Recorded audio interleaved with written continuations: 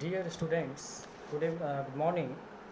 जैसा कि कल मैंने आप लोगों से प्रॉमिस किया था कि पिछले एक्सरसाइज जितने भी आप लोगों से कराए गए हैं और हर एक अगले दिन मैं आप लोगों से उसके आंसर्स ज़रूर बताता हूँ आप लोगों को, और आप लोग से मैच करके अपना आंसर सही करते हैं। तो आज पुनः एक बार फिर मैं उपस्थित हूँ कल बताए गए चैप्टर वर्क एंड एनर्जी के ऑब्जेक्टिव्स के साथ। तो सबसे पहले क्वेश्चन टाइप ए है, और इसका जो फर्स्ट क्वेश्चन था उसका जो आंसर है वो है force and displacement. Force and displacement, ध्यान से सुनिएगा। दूसरा जो सवाल है इसका आंसर होगा एनर्जी। तीसरा है उसका आंसर होगा केमिकल। क्वेश्चन नंबर 4 है, इसका आंसर होगा सन। ठीक है। और क्वेश्चन नंबर 5 है, इसका आंसर होगा इलेक्ट्रिक एनर्जी। ठीक है, यानी इलेक्ट्रिकल एनर्जी। अब बढ़ते हैं टाइप बी की ओर। टाइप बी में ट्रू और फॉल्स है ना, जो भी स्टेटमेंट बताए गए थे उसके ट्रू और फॉल्स आपको लिखने थे। तो जैसा कि सवाल नंबर फर्स्ट है, इसका जो आंसर होगा वो होगा फॉल्स। सवाल नंबर 2, इसका आंसर होगा ट्रू। प्रश्न संख्या 3 है, इसका आंसर होगा फॉल्स। प्रश्न संख्या 4, इसका आंसर होगा ट्रू। और आखिरी जो प्रश्न है उसका भी उत्तर ट्रू। अब बात करते हैं टिक द करेक्ट ऑप्शन के। इसमें जो पहला सवाल था, in which of the following situations no work is being done, तो इसका जो आंसर होगा वो होगा ऑप्शन नंबर 4, जिसमें कोई काम नहीं किया गया। क्योंकि ये जो ऑप्शन है वो कुछ ऐसा है, just holding a book in your hand for 2 minutes. अपने हाथ में से बुक लेकर के आप खड़े हैं, तो इसमें कोई काम नहीं कहा जा सकता है कि इसमें कोई काम हुआ। ठीक है।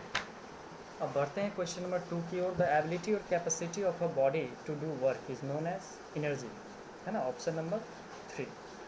क्वेश्चन नंबर 3 है, और the form of energy processed by flowing water is known as, इसका आंसर होगा काइनेटिक एनर्जी।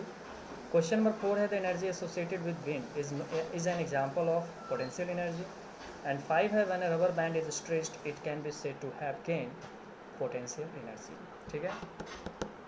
तो इस तरह से आपका ये टाइप सी भी हो गया। और जैसा मैंने कहा था कि मैं अब एक रेस्ट, और ये आखिरी चैप्टर जो मैंने पहले पढ़ा रखा है, बस ये लास्ट है। इसका ऑब्जेक्टिव और क्वेश्चन आंसर्स मैं आप लोगों को करवाऊँगा, फिर के इसके आंसर्स आप लोगों तक पहुँचाऊँगा। उसके पश्चात मैं नेक्स्ट यानी नए चैप्टर की शुरुआत करूँगा। ठीक है। तो आइए स्टार्ट करते हैं अपना लास्ट चैप्टर। मैंने आप लोगों को पहले ही पढ़ा दिया था, फैब्रिक फ्रॉम फाइबर, है ना। Fibre, synthetic fibre, natural fibre, इन सब का मैंने पहले ही आप लोगों का लेसन, है ना, अपने वीडियो के माध्यम से आप लोगों को करवाया था। अब बारी है इसके ऑब्जेक्टिव्स और क्वेश्चन आंसर के।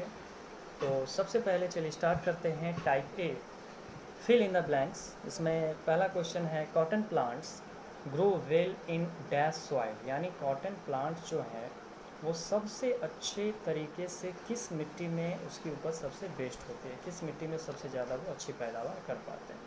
तो वो टाइप लिखना है सॉइल का। ठीक है, ये था पहला सवाल। दूसरा सवाल है, cotton is obtain from, cotton यानी कि जो रुई होता है वो किस चीज़ से प्राप्त किया जाता है, कॉटन प्लांट के किस हिस्से से प्राप्त किया जाता है, वो लिखना है, यानी पार्ट ऑफ प्लांट लिखना है। और उसे हम क्या कहते हैं, इज़ कॉल्ड डैश। तो इसमें दो हैं, फिर से सुनिए, cotton is obtain from the dash of the cotton plant called dash. तो यहाँ पर दो फिल इन द ब्लैंक्स हैं, दोनों को आपको सही से भरना है। ठीक है।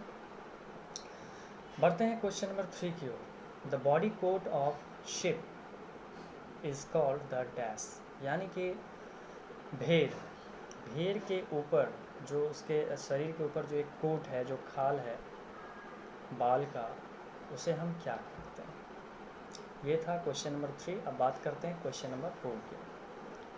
Wool is obtained from the body coat of animals like the dash dash or dash, अर्थात ऊन की प्राप्ति हम निम्नलिखित में से, यानी कि बहुत सारे ऐसे जानवर हैं जिनके बाल से हमें ऊन प्राप्त होते हैं। तो आपको यहाँ पर 3 डैश दिए गए हैं, इस तीनों में आपको एक एक एनिमल्स का नाम भरना है जिससे हम ऊल की प्राप्ति करते हैं। ठीक है। अब है सवाल नंबर 5, और ये फिल इन द ब्लैंक का लास्ट क्वेश्चन है।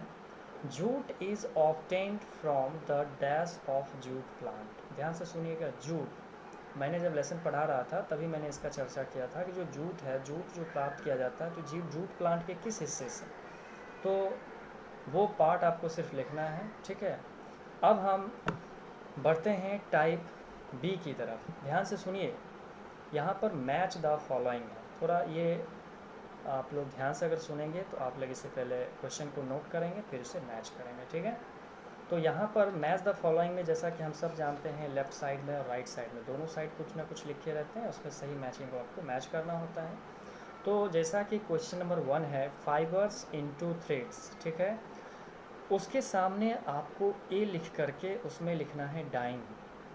ठीक है, मैं फिर से बता रहा हूँ, पहले क्वेश्चन नंबर 1 है मैच द फॉलोइंग का, मैच द फॉलोइंग का क्वेश्चन नंबर 1 है, उसमें फाइबर्स इनटू थ्रेड्स लिखना है, उसी के जस्ट सामने ए लिखते हुए आपको डाइंग लिखना है, DYEING।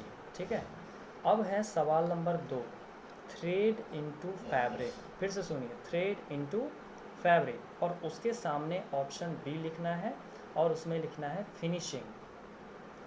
फिर question number 3, colouring the fabric, colouring the fabric, उसके ठीक सामने सी लिखते हुए आपको लिखना है spinning, SPINNING, spinning.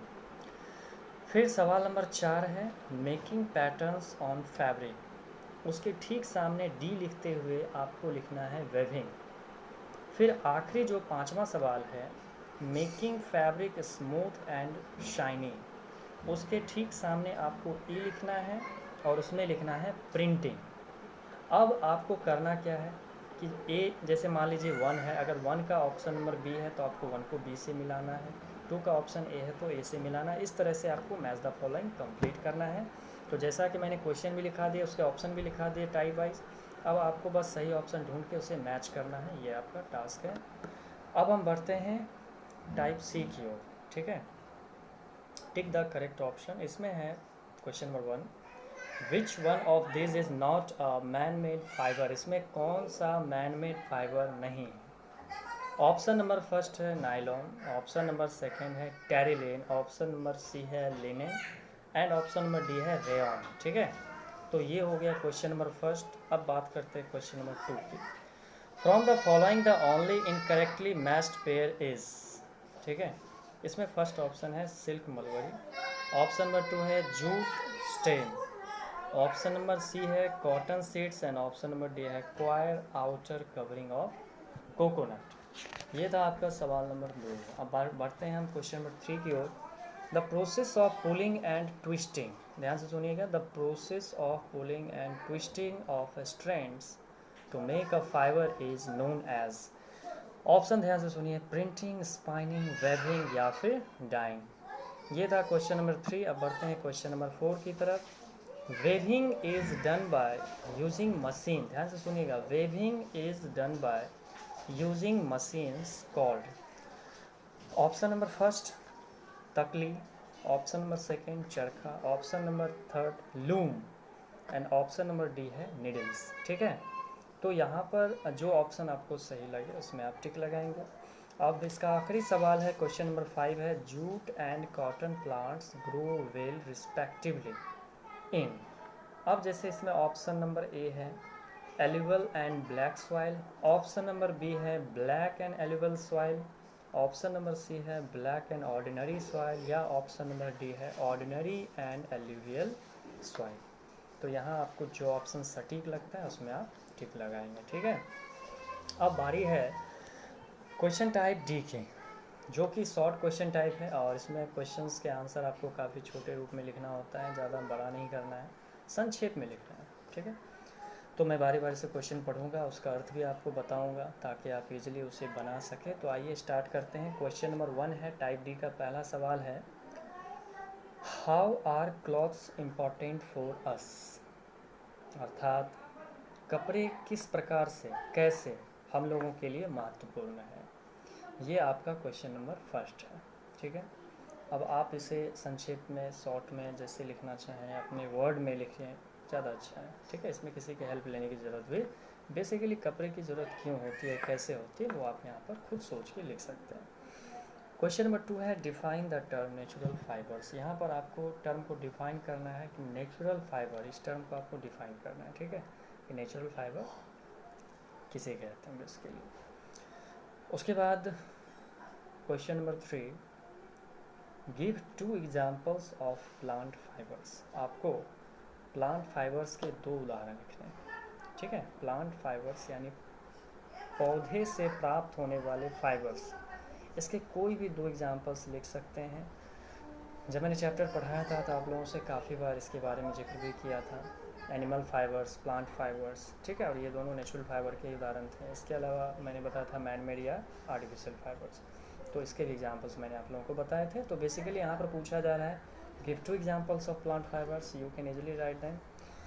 Question number 4, name the kind of soil that is suitable for growing jute plants. मतलब आपको उस मिट्टी का नाम लिखना है जिसमें जूट प्लांट सबसे बेहतर उपज देता है, ठीक है। सबसे बेहतरीन तरीके से किस मिट्टी में जूट का पौधा उत्पादित होता है, उस मिट्टी का बस आपको नेम लिखना है, ठीक है। अब बात करते हैं क्वेश्चन नंबर 5 की, where is coir obtained from. मतलब क्वायर कहाँ से प्राप्त किया जाता है, ठीक है। अभी आप रिसेंटली क्वायर का इस्तेमाल आप लोग देख ही रहे होंगे, यानी कि नारियल वाली रस्सी, है ना, घर में बेसिकली जब नया घर बन रहा होता है ना तो उसमें बांस को बांधने के लिए तो हम इन रस्सियों का इस्तेमाल करते हैं। चलिए अब बारी है टाइप ए की। अब टाइप ए में जैसा कि आंसर द फॉलोइंग क्वेश्चंस, और इसमें लॉन्ग क्वेश्चन है। Question number first, state the conditions that help in growth of cotton plants. मतलब आपको उस कंडीशन को लिखना है जिसके अंतर्गत कॉटन प्लांट सबसे बेहतर उपज देता।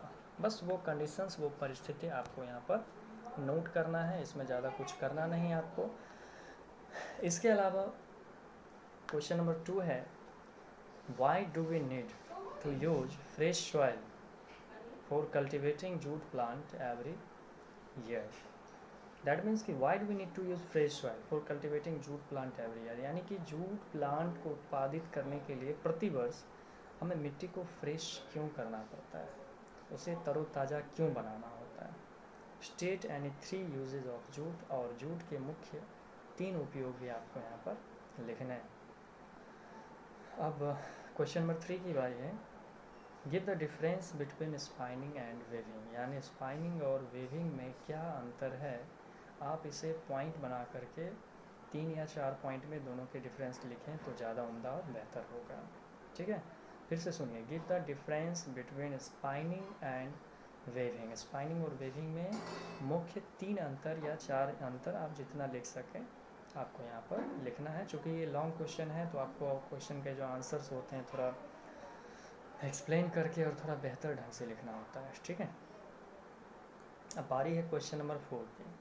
क्वेश्चन नंबर 4 कहता है, right in correct sequence the names of the steps involve in the production of cloth. देखिए कितना सटीक क्वेश्चन है कि कपड़े का जो उत्पादन होता है, क्लॉथ, वो सीधा खेत में फसल उपजा करके सीधा वहाँ से कपड़ा नहीं पैदा होता है ना, तो वहाँ से कपड़े को जो बनाने की जो प्रक्रिया होती है वो एकदम निम्नलिखित प्रोसेस से होकर के गुजरता है, और इस प्रोसेस को स्टेप वाइज आपको लिखना है, वो भी करेक्ट सीक्वेंस में, ठीक है। तो सीक्वेंस जैसा कि मैंने बताया था आप लोगों को, अगर आप लोगों ने वो वीडियोस देखा होगा तो कंफर्म आप लोग इसे बना डालोगे। तो ये था क्वेश्चन नंबर 4। अब बारी है क्वेश्चन नंबर 5 की। क्वेश्चन नंबर 5 है, differentiate between natural and synthetic fibres and state any 3 advantages of synthetic fibres over natural fibres. कहने का मतलब ये हुआ कि आपको नेचुरल और सिंथेटिक फाइबर्स, इनके बीच डिफ्रेंशिएट करना है, विभेद अंतर पैदा करना है, और साथ ही साथ आपको कोई 3 एडवांटेज यानी लाभ भी लिखने हैं सिंथेटिक फाइबर्स के।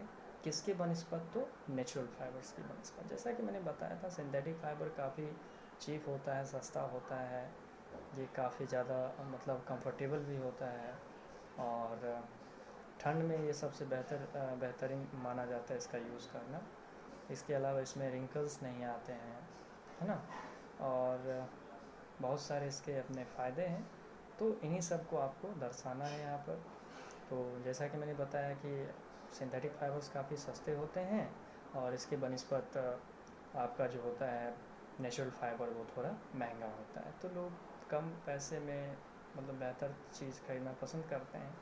तो आर्टिफिशियल फाइबर्स तो बेहतर नहीं माना जा सकता है, लेकिन मजबूरन आदमी जब पैसे की किल्लत होती है तो सस्ता और टिकाऊ के लिए लोग आर्टिफिशियल फाइबर्स का इस्तेमाल कर लेते हैं। बट इसके भी बहुत सारे डिसएडवांटेजेस हैं। बट क्वेश्चन के हिसाब से आपको सिर्फ 3 एडवांटेज लिखना है आर्टिफिशियल फाइबर्स का, वो भी किसके अकॉर्डिंग, तो नेचुरल फाइबर के अकॉर्डिंग। तो इस तरह से आप लोगों का ये लास्ट एक्सरसाइज जितना मैंने पढ़ाया था उसका ये आखिरी सब क्वेश्चन था। और इस तरह से अगर आप लोग इसे कंप्लीट कर लेते हैं तो हमें लगता है कि आप लोग, मैं थोड़ा कंटेंट्स के बारे में बातें कर लूँ कि जैसा कि मैंने सबसे पहले जो फर्स्ट चैप्टर मैंने पढ़ाया था आवर इन्वायरमेंट, मैंने चैप्टर पढ़ा है, इसके क्वेश्चन आंसर्स भी आप लोगों को बता दिए गए। फूड पढ़ा है सेकेंड चैप्टर। तीसरा मैंने पढ़ा है चेंज अराउंड अस, जिसमें फिजिकल, केमिकल, है ना, रिवर्सिबल, इरिवर्सिबल, बहुत सारे चेंजेस के बारे में मैंने बताया था। इसके बाद मैंने पढ़ाया the world of living, the world of living, living things के क्या करेक्टरिस्टिक्स हैं, नॉन लिविंग के क्या क्या करेक्टरिस्टिक्स हैं। इसके अलावा बहुत सारा चीज़ था, है ना, इसमें प्लांट्स वगैरह बहुत सारी चीज़ें आई। ठीक है, तो मैंने ये सारी चीज़ें मैं आप लोगों का शेयर किया। प्रोड्यूसर्स, है ना, कंज्यूमर्स, ये सब चीज़ें मैंने बताया आप लोगों को। तो काफ़ी इंपॉर्टेंट नोट्स इसमें तैयार हो सकते हैं अगर आप लोगों ने ध्यान से वीडियो देखा होगा। अगर आप लोग मिस कर गए हैं तो आप चैनल में पीछे जा कर के वो वीडियो सर्च कर सकते हैं और इसके बाद आप लोग वीडियो पुनः देख करके और अपने क्वेश्चंस, अपने नोट्स फिर से कंप्लीट कर सकते हैं। और एक लास्ट मैंने पढ़ाया था वर्क इन एनर्जी, इसके पश्चात फाइबर्स, है ना, फैब्रिक फ्रॉम फाइबर। तो ये था टोटल कंटेंट्स जितना मैंने अभी तक आप लोगों तक पहुंचाया है, आप लोगों को बताया इस वीडियो के माध्यम से। देखिए, वीडियो यानी कि ऑनलाइन पढ़ाई करना मैं मान सकता हूँ थोड़ी बहुत कठिनाइयाँ दे सकता है, परंतु इस कठिन समय में अगर आप लोग ऑनलाइन पढ़ाई कर रहे हैं तो वाकई आप लोग काबिल तारीफ़ हैं। और मैं ये चाहता हूँ कि आप लोग ऑनलाइन पढ़ाई करते तो हैं परंतु इसका यूज करना है, मिसयूज़ कतई नहीं करना है। ठीक है, और जहाँ तक हो सके आप लोग इसका सदुपयोग करें, अपनी पढ़ाई को बेहतर बनाएं। अच्छा समय मिला है आपको पुनः अपने ऊर्जा और एनर्जी को प्राप्त करने का। आप फिर से रिफ़्रेश हो कर के, मैं ऊपर वाले से प्रार्थना करता हूँ कि जल्द से जल्द ये समय कट जाए और सब कुछ नॉर्मल हो, ताकि पुनः हम सब फिर से विद्यालय में उपस्थित हो सकें और अपनी पढ़ाई को जारी कर सकें।